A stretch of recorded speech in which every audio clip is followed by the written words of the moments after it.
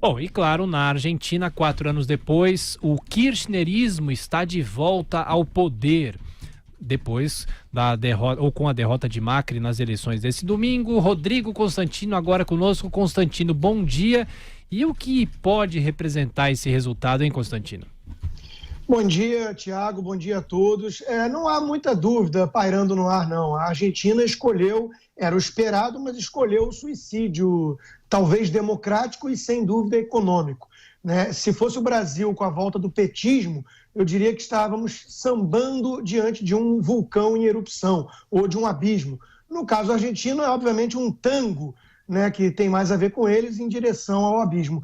Não há novidade aí, né? O peronismo está no poder desde 1950, sem parar, ininterruptamente, teve só alguns breaks, venceram 9 eleições de 11, né? E o Macri foi justamente uma tentativa de respiro supostamente mais liberal, reformista, em vez da receita sempre populista, demagógica dos peronistas. Infelizmente, o Macri foi tímido demais nas reformas e, pior do que isso, foi um traidor da sua mensagem vitoriosa liberal, né? Ele também apelou para os mesmos mecanismos heterodoxos do peronista, né? Então, ele foi lá e congelou preço, gerou inflação, a inflação está acima de 50% na Argentina. Então, os argentinos pensaram, se é para ficar com o fake, vamos direto com o original, com o peronismo raiz. E Cristina Kirchner, que colocou lá o Fernandes como um preposto, né, ela que está voltando ao poder, tem um currículo criminoso de fazer inveja ao Lula, né? Ela tem mais de 12 processos, inclusive recentemente vimos aí a questão da morte do Celso Daniel, né, pairando sobre talvez a cabeça de Lula como mandante, segundo disse o próprio Marcos Valério. Na Argentina temos a morte do promotor Alberto Nisman, que tem indícios de que ela poderia ser a mandante. Então, eis o nível da turma que voltou ao poder, já está anunciando aí controle de câmbio, limitação de liberdade dos argentinos, vai ter congelamento de preço, vai ser uma desgraça, não tem a menor chance, não tem o menor risco de dar certo, como diria Roberto Campos, né? É o Foro de São Paulo voltando ao poder, e o Macri, nos 45 do segundo tempo, manteve essa postura também muito covardona, né? Ele falando ali que já convidou para um café da manhã, vai fazer uma transição suave. É muito importante o apreço às instituições. Só que eis o ponto, né? A gente tem que ser realista nessa hora, tem que saber com quem está lidando. Não dá para achar que essa turma vai ter apreço também às instituições. Uma das primeiras imagens postadas pelo futuro e já eleito presidente argentino foi justamente em apoio a quem? A Luiz Inácio Lula da Silva, que seria um perseguido da justiça brasileira. Ou seja, essa turma não tem respeito algum pelas instituições. O presidente Bolsonaro falou que os argentinos escolheram mal. Eu entendo a sua necessidade de diplomacia, mas ele acha que escolheram mal, né? A gente não acha, a gente tem certeza.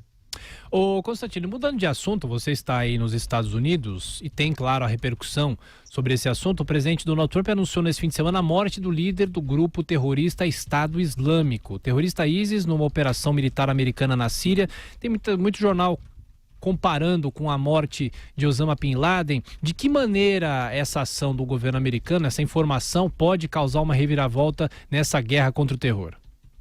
Exatamente, Thiago. Tem a comparação com o Bin Laden, e vamos lembrar que isso foi muito importante como retórica para o Obama na época, né? Então, sem dúvida, isso pode dar um peso, uma força política para o Trump num momento de fraqueza, no momento em que falam de impeachment e tudo mais, e que ele tinha também decidido e autorizado retirar tropas americanas da Síria, e foi muito criticado por isso, acho que com razão, né? Porque os curdos precisam dessa ajuda americana lá para combater a turma do ISIS, né? Então, eu acho que nesse sentido deu uma força para ele. Ele tinha anunciado com um tom de mistério antes que algo enorme tinha acontecido, grandioso. Depois veio a confirmação da morte desse líder terrorista e ele gravou ali, fez um pronunciamento direto da Casa Branca de quase 10 minutos no fim de semana, né, enaltecendo muito os militares e a importância desse ato, dizendo que o terrorista morreu como um covarde que explodiu o seu... suas bombas no colete e matou, inclusive, 3 filhos junto com ele, né?